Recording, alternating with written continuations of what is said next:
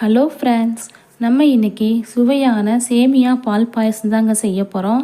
இது ரொம்ப டேஸ்ட்டாக இருக்கும், செய்கிறது ரொம்ப ஈஸி. இப்போ வாங்க இந்த சேமியா பால் பாயாசம் எப்படி செய்கிறதுன்ட்டு பார்க்கலாம். ஃபஸ்ட்டு ஒரு கடாயை எடுத்துக்கலாம். தேவையான அளவுக்கு நெய் சேர்த்துக்கலாங்க. இது கூடவே முந்திரி திராட்சை சேர்த்துட்டு நல்லா வறுத்துக்கலாம்.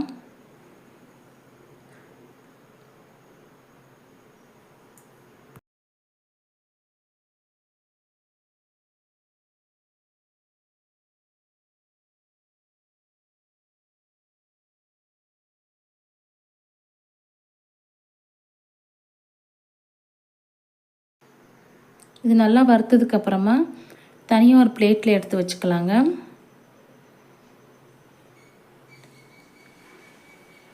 அடுத்ததாக இதே நெய்யில் நம்ம சேமியாவை சேர்த்துட்டு நல்லா வறுத்துக்கலாம். ஸ்டவ்வை லோ ஃப்ளேம்லேயே வச்சுட்டு நல்லா வறுத்துக்கலாங்க.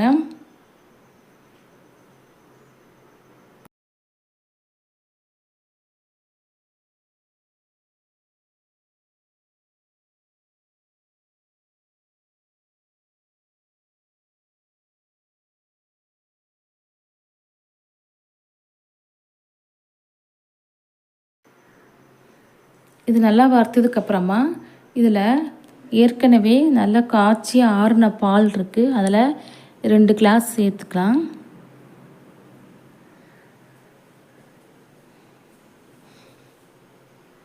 இதில் காய்ச்சின பால் தாங்க சேர்க்கணும், காய்ச்சி ஆறின பால் தான் சேர்க்கணும். 2 கிளாஸ் சேர்த்துக்கலாங்க. சேர்த்துட்டு நல்லா ஒரு தடவை கலந்து விட்டுக்கலாம். இது வந்து நல்லா இந்த பால்லே நல்லா வேகட்டும் சேமியா.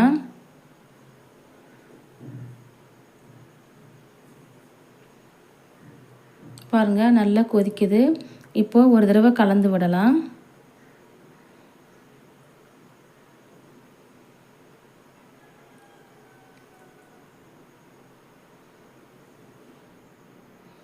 அடுத்ததாக இந்த சேமியா நல்லா வெந்ததுக்கப்புறமா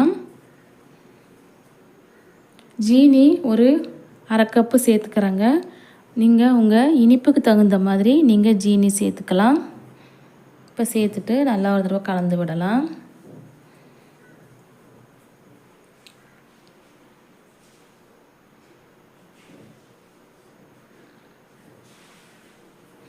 அடுத்ததாக நம்ம ஏற்கனவே வறுத்து வச்ச முந்திரி திராட்சையை இதில் சேர்த்துக்கலாங்க.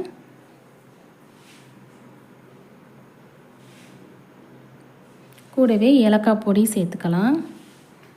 இப்போ எல்லாம் சேர்த்துட்டு நல்லா ஒரு தடவை கலந்து விட்டுட்டு இப்போ நம்ம ஸ்டவ் ஆஃப் பண்ணிடலாங்க. ரொம்ப நேரம் கொதிக்க வேண்டாம்.